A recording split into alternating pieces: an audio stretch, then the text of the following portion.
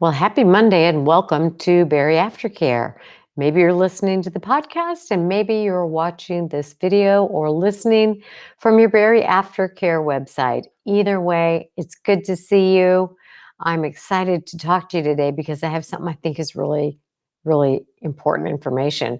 And I want you to start by imagining something. I want you to imagine a little log cabin out in the middle of the woods, and there's a wonderful little swing on the back deck, which is high above the ground, and you hear all the sounds of the animals and the owls and the cicadas or whatever those noisy bugs are. And it's very still and peaceful and quiet.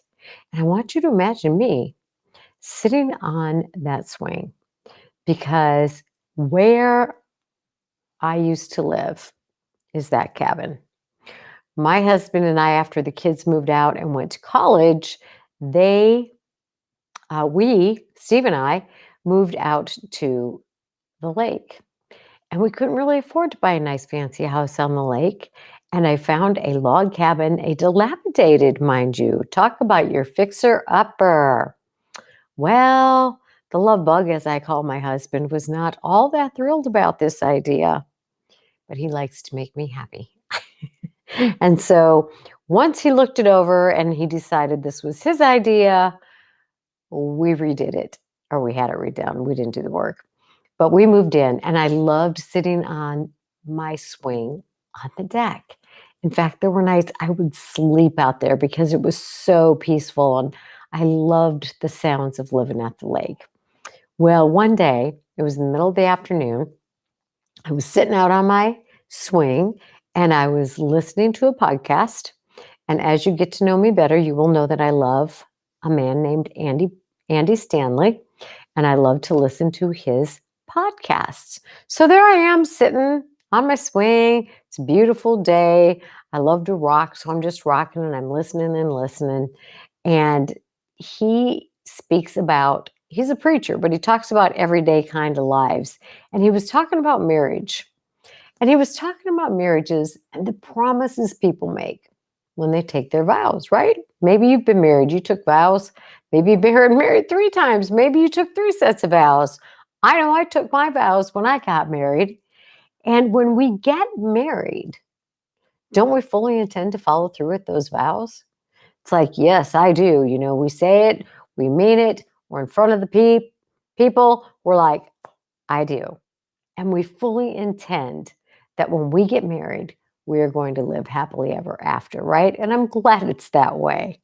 But the reality is that once you're through with that wedding and you settle into marriage, people are like, you know, this marriage business, it's not that easy. And it just cracked me up because all I kept thinking about were the people that I see as they prepare for weight loss surgery. They say, I promise I'm going to do these things, Dr. Stapleton. I promise the surgeon I'm going to do these things. I promise the nutritionist.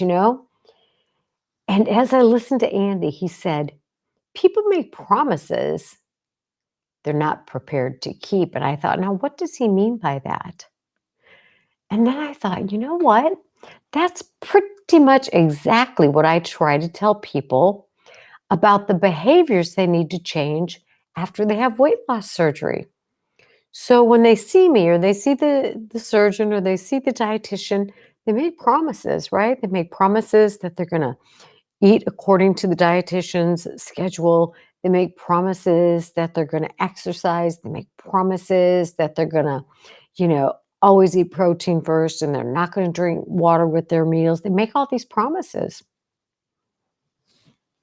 But I always able to follow through with them because maybe they're not really prepared. I'm going to talk about that a little more later, but I was listening to Andy. And so he continued to talk about when people make promises during their wedding ceremony, they really do mean them. And they actually genuinely mean well. He's talking about the couple in the wedding. I'm talking about the people who are in front of me as they prepare for weight loss surgery. I know that they are sincere, and I know that they mean well. And I know that they fully intend to follow through with every promise they're making. But what I don't know is if they're really prepared to do so. Because a lot of times, what you've heard it, I've heard it, anybody who's been in the bariatric world for very long has heard it. It's like after the surgery, people are like, dang, this is hard. I mean, I really meant well, I really meant to follow through, but it's really, really hard. And that is true, right? So as I listened to Andy talk more, he was saying that people make promises about their weddings, but promises are really not a substitute for preparation. So of course I had to really think about that again, but he used a great example that really made me help make me understand it, and I think will help you as well. He said if people sign up to run a 5K or if they sign up to run a 10K and they've never run before, they need to do some preparation if they intend to finish that race, right? And I'm thinking people are signing up for a lifelong journey of behavior changes where food and exercise and water and all those things are concerned. Are they really prepared? And when we're getting ready to be married or we're getting ready to have surgery, we think we're prepared. And God knows there's a lot of preparation to do before surgery, and how frustrating that can be because there are so many boxes to check off, right? But here's the deal. If a runner says, I'm going to run a 5K, he best not go out and try that tomorrow if he's not done any preparation ahead of time. I mean, does he have a really good pair of shoes, or does she know how to stretch properly, or have they done some training in terms of running a certain distance and then increasing that distance, and hopefully that is what you call preparation. If they do those things, they're probably ready for the race. But think about weight loss surgery and preparation. Yeah, you got to go listen to the dietitian. Yeah, you got to go talk to the psychologist. Yeah, you got to go do this. You got to do that. You got to do this. But is that really preparing? Or is that really get me to that operating room? Because preparing is different than using words. And that is going to be the basis of what we talk about tonight. But I want to continue on with this topic and this analogy. So Andy was saying that people think that they can promise their way past a lack of preparation. And I really believe that's true. I think, we don't want to do premarital counseling. We don't want to do all this preparation for the surgery. We just want to promise we're going to do it. But what he's saying is that if you don't really prepare, and this is what I say to people a lot of times in weight loss surgery, and they tell me, this time I'm ready. I'm serious. I'm motivated. I'm committed. And I'm like, what makes it any different than any of the other times in terms of preparation? What have you done differently to prepare to be able to follow through this time when it was really, really difficult and you were unable to do so in the past? Ooh, people don't like hearing that, but it's true. And we need to think about that because you cannot promise your way past a lack of preparation. So you can promise the doctor you're going to do this. You can promise the dietitian you're going to do that. You can promise about the exercise. You can promise about the lack of sugar. How many people are able to follow through with that, really? Because there's really a lack of preparation. So Andy's message actually continued to get better. He says, when you say I do, whether it's in marriage or to the surgeon or the nutritionist or the psychologist before surgery, it doesn't make you prepared. It doesn't mean you're able to do something. What it does do, it means you've made a commitment. It's made you accountable. When you've made a commitment, you've said, I'm going to do it, then you're expected to follow through. Oh, crap, right? So you make all this commitment to the surgeon, the dietitian, and the psychologist, and all the people involved in your preparation. Your information gathering is more what it's like. That you're going to do these things, right? But I'm thinking, you're making these promises, but what makes you prepared? What tells me that you're really prepared to follow through with these things? And I think a lot of patients know intuitively, you know what? I told the doctor I would do this. I told Dr. Stapleton I would do that. I told the dietitian I would do that. But really, I don't know how. Because if you knew how, you probably would have, right? So now I made these promises and I'm accountable and I'm miserable. And I think that's what keeps people from going back a lot of times to get the help they need because they're ashamed or they're embarrassed or they're afraid to say, I thought I knew, but I didn't know. So let me share a few more comments from this talk that Andy was giving, and then I'm going to move into a way to help you know if you're really, really ready to change. All right. So, you know, a lot of times people are going to say, I am capable. You're going to think you're capable. You're going to think you're ready. But I like when I hear somebody say, I'm not sure if I really am. I'm really afraid about the follow through because I've struggled with it before. That seems more genuine and more honest than, hey, I got this. How could you got this? You know, it's been hard before. There needs to be something between I want to do this and I got this. And that something is preparation, which means more than just gathering information. So Andy kept saying, do you have the ability to pull it off? Do you have the ability to pull it off? He said, commitment is overrated. Commitment's just words. If you commit to do something and you really don't know how, hey, I'll change the oil in your car for you. I have no idea how to change oil in somebody's car. It's not going to happen. So that commitment I made is really worthless. If you promise you're going to do something, but you really don't have the skills, then that promise is kind of worthless. So when you get ready for weight loss surgery, right, and you commit to changing the behaviors, even though you might have some doubts, you know, even though you say, I'm ready this time, I'm ready this time, I promise you, I'm ready this time. I just want you to know, and these words come right out of Andy Stanley, your ability to commit to something. So you can commit all day long, it's words, right? Does not override your ability to follow through. Because you can't just automatically change. You cannot just automatically change.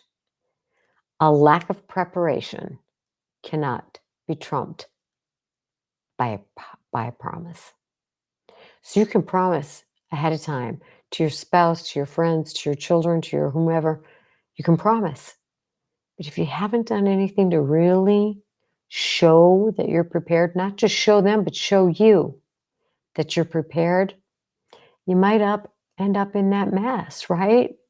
You might end up in the mess where you're saying, I made the promise, but I don't know how to do it. And now I'm miserable. So it's not that people don't want the changes. They do.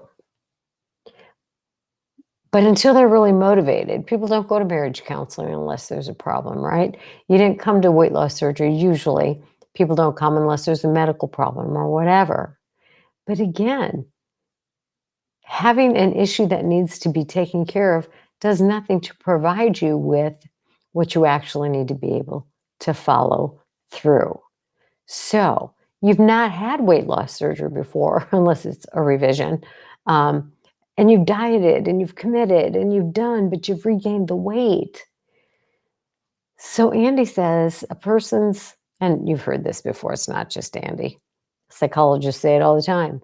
Your past behavior is the best predictor of future behavior, right?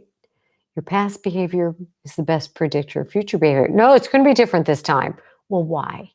Why is it going to be different? What are you doing differently so that I know and that you know you're going to have a better outcome? Well, then I ran across some really great information, and I want to share this with you, and I want you to think about yourself as you go through this. As you go through, my husband is calling. As you go through this process, And as you're listening to this, I really want you to think, have I done this or am I doing this? Because if what you really, really want is to um, change your lifestyle, have that healthy lifestyle, lose that weight, and maintain that healthy lifestyle at a healthy weight for your body, then because your past behaviors predict your future, you have to do something differently. So I read this book by Henry Cloud. And you may know Henry Cloud because he wrote a really famous book called Boundaries, but you may not know that book at all. But he also wrote a really good book called Necessary Endings. Now, I'm not suggesting you read this book because it's really a book for businesses. It's a book about business environmental changes and stuff. But there was a section in this book that was brilliant. And what I'm going to share with you is what he put in this book. He said there are these objective factors to help a person determine if they really have reason to be optimistic that they can change and grow. So you say this before surgery, right?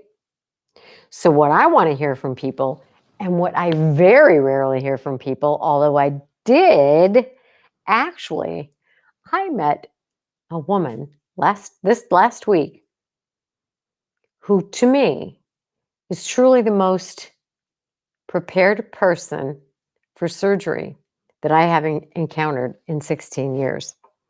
And I'll tell you why, and you'll figure out why as I go through this list. She wasn't promising, she wasn't committing, she was doing.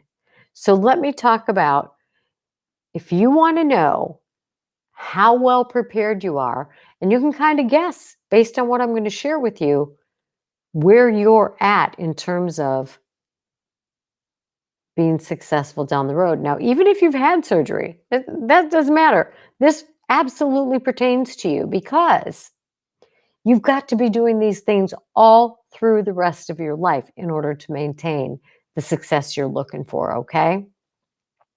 So, here are objective factors. And objective factors means I can look and see if you're doing them. You can look and see if you're doing them. We can all tell if you're doing them, right?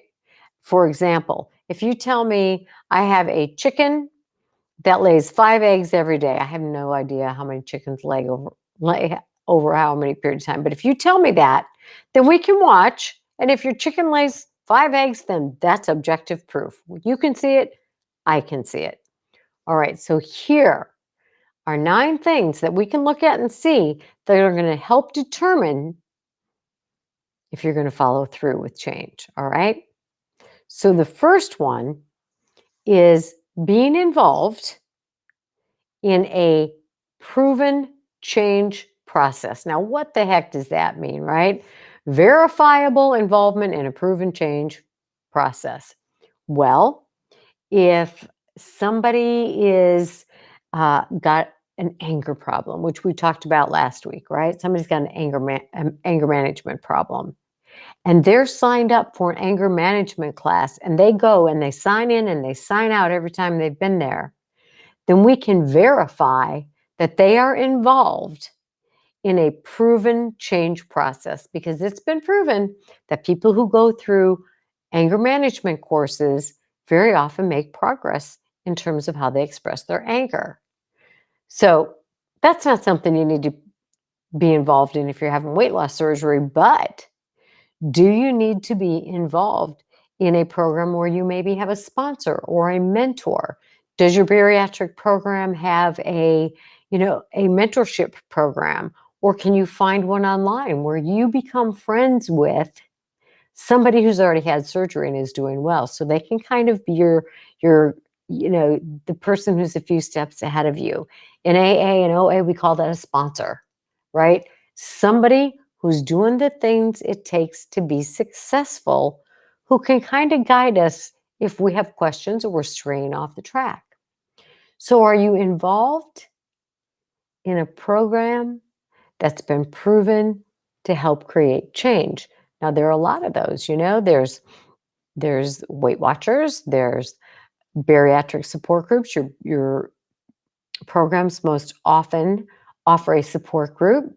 There are all kinds of support groups online. If you have an addiction to food, are you involved in OA? Are you involved in the kind of program that has been shown to be successful in helping people along the way? If you are not, you might want to say to yourself, where can I get involved in something like that? Because that is a huge predictor of how well I'll do. Because isn't it a huge problem for people that they're like, well, I don't know what to do. I'm afraid to ask people. Nobody ever told me that.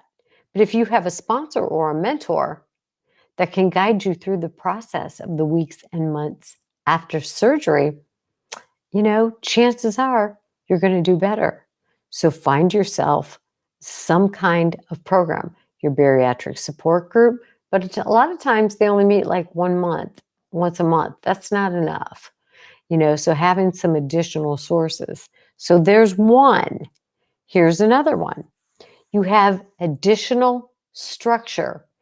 By structure, I mean someone to whom you are accountable, because accountability has been very researched and is proven to be one of the best ways to succeed. So, for example, we encourage you to keep food logs or use MyFitnessPal or whatever those things are that you can log your food intake and your exercise intake. And that is critical. You have a readout of what you're actually doing. So when you create structure, you are increasing your odds of success because you have accountability. Maybe it's using a personal trainer. Your trainer is expecting you, so you show up. Maybe it's being involved in a group therapy. Your group counts on you. You show up. Maybe it's having a health coach. Your health coach is counting on you. You show up. So having additional structure very much increases the likelihood of your following through with what you say you want. The third one, it's about accountability partners, and it's a monitoring system. So food logs are a monitoring system. Accountabilities are monitoring systems. The Gotta Do 'Em's worksheet is a monitoring system because you're literally monitoring your progress. And then you can look back and you can see, am I doing it or am I not? So if you have a sheet, a Gotta Do 'Em sheet, and you've got 2 check marks on there and it's been a full week, what we're monitoring is the fact that you're not doing what you're supposed to do. Now, we're not talking about perfection, so you don't have to have every one of those things checked off. But the more you do, the better your odds are.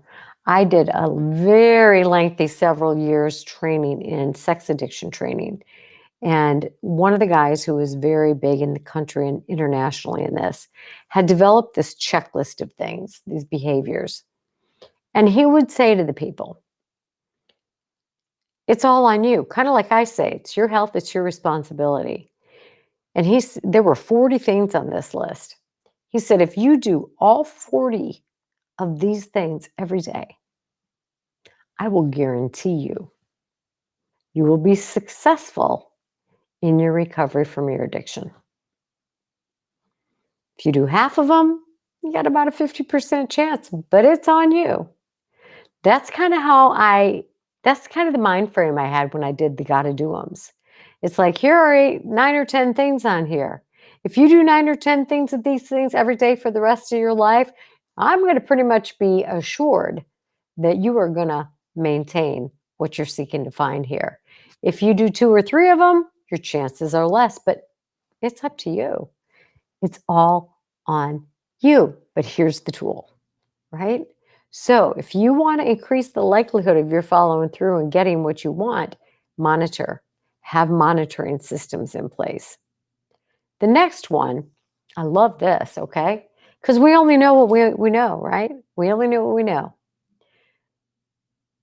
And sometimes what we know isn't right? We heard it since we were a kid. Or we heard, they used to think that the earth was flat, right? They only knew what they knew until they knew more. And at this point in my life and in your life and in everyone's life, they only know what they know. Well, the truth is, there's a lot more out there to know. So we'll come, and you'll hear people as they go along in their journey of life. I think Glennon Doyle, I don't know if you're familiar with Glennon Doyle, but she wrote a series of books and like Carry On Warrior and whatever the rest of them were. But it's interesting. And one of the things I really loved about her progression of books is in her later ones, she would say things like, in my first book, I said this because that's what I knew then. And that's what I believed then. I no longer believe that because what I have learned since then is such and such and such and such. So when it comes to living life in a way so that you are better able to follow through with the skills it takes to keep your health at an optimal condition or keep your weight at a healthy place, you probably have to learn a few more things. I hate to tell you that, but we don't know everything. I remember years ago, a brand new PhD, right? Scared to death. Didn't feel like I knew anything. Half the days I still feel that way. But I'm working at this facility. It was a locked facility for adolescent males. They all had alcohol and drug trouble, and they all had trouble with the law. And there was one of the staff members, a young woman, and she looked at me. We were having some kind of meeting, and she goes, "You know, I know a lot of things that you don't know," like all defensive like. And I just looked at her and I said, "You know what? You're absolutely right. You do know a lot of things that I don't know. And I might know some things that you don't know. So let's learn from one another." And that's the attitude I think you could take in this process. There are some things you know, and there are probably some things you don't know, maybe about, uh, you know, the micronutrients, and maybe there are some things you don't know about healthy communication skills, and maybe there are some things that you don't know about, underlying issues that cause us to sabotage ourselves, and maybe there are things about certain kinds of exercises you don't know. So here's number 4. You need to educate yourself. You need to participate in new experiences and get some new skills. That's why workshops, classes, seminars, podcasts are wonderful. And people who know a lot of stuff, they listen to a lot of different information so that they can build on what they know. Sometimes you meet those people that you think, oh God, what a know it all.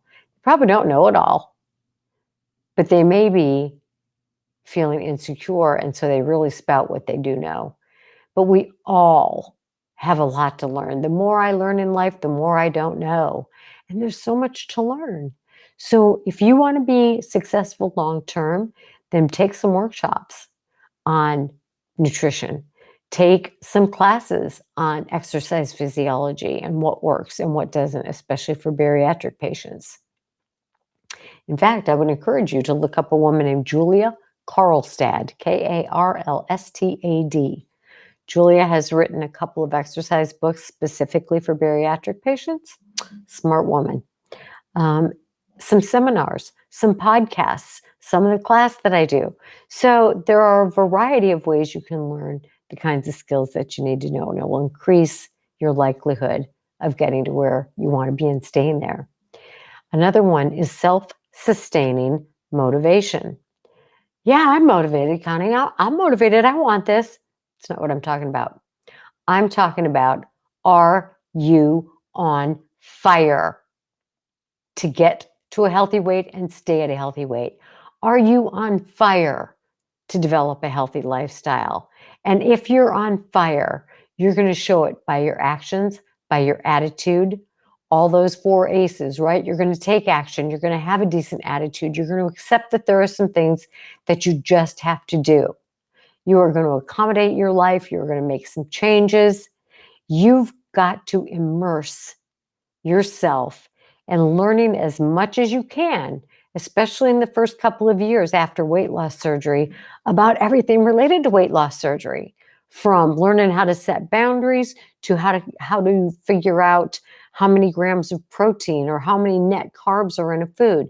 You need to learn what kind of exercises are good for you and what ones might not benefit you in the ways you're seeking. So you better have enough motivation to make Google your friend and to maybe read some things. If you don't like to read, listen to it on a podcast, go to a webinar, do something. But there's a lot to learn. And those who really dig in and invest in themselves and their future by learning everything they can are going to be the ones that do better. All right, the next one, admission of need. Do you really own the problem realistically? If you're the person that says, I got this, you're losing the weight, you got to seem to have it all together, you got this. Well, guess what? Most people at some point find that their body quits losing weight. And not only does it quit losing weight, it wants to regain weight. Well, if you don't admit that you need help at this time, you're going to have a problem. If you don't admit that maybe there are some things you need to do differently or add to what you're already doing, you've got to be able to admit that you need help.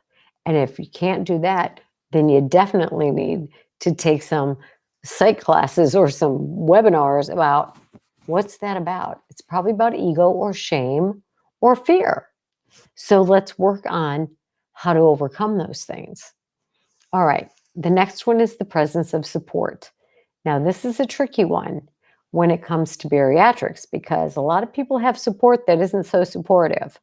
For example, literally knew a woman whose husband brought donuts to the recovery room after her bariatric surgery. In my book, that is not very healthy support. Just saying. Support means I absolutely celebrate with you when you are doing good. I am there for you when you need help getting through a tough situation. And I am lovingly going to point out to you when your words do not match your actions. If you're saying, I want good health, and you're behaving in a way that indicates otherwise, I'm going to point that out to you. That is solid, healthy support. Do you have that in your life? And if not, get some support like that. The ones that aren't afraid to kick you in the butt in a loving way, but also majorly celebrate with you. Now, in addition to peer help, which we absolutely need because there's nobody's going to understand what you're going through better than somebody else going through it.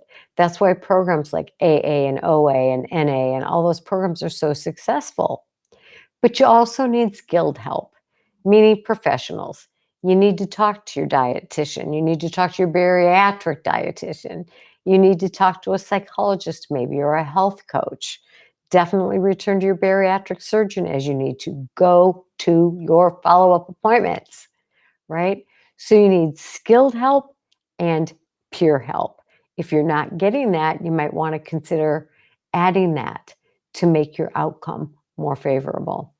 And the last one is you need some success, right? Now, the beautiful thing about weight loss surgery is most people see some success pretty quickly in the process, right? And that's encouragement. You have effort, you put forth the effort, it can be seen, it's very encouraging. But if you don't continue to put forth that effort, you're going to see the opposite. And when it comes time for your body to quit losing weight, you can feel a little bit of panic. But you've had success, you learn, you ask for support and help, and you keep on doing what you've been doing. All right. And that's the journey. That's the journey. So if you can say, as you listen to those last 9 things, they're objective. We can look. I can ask you, are you doing these? You can say, yes, I am. I go to OA twice a week. Yes, I am. I have a sponsor that I sit down with once a week. Yes, I am.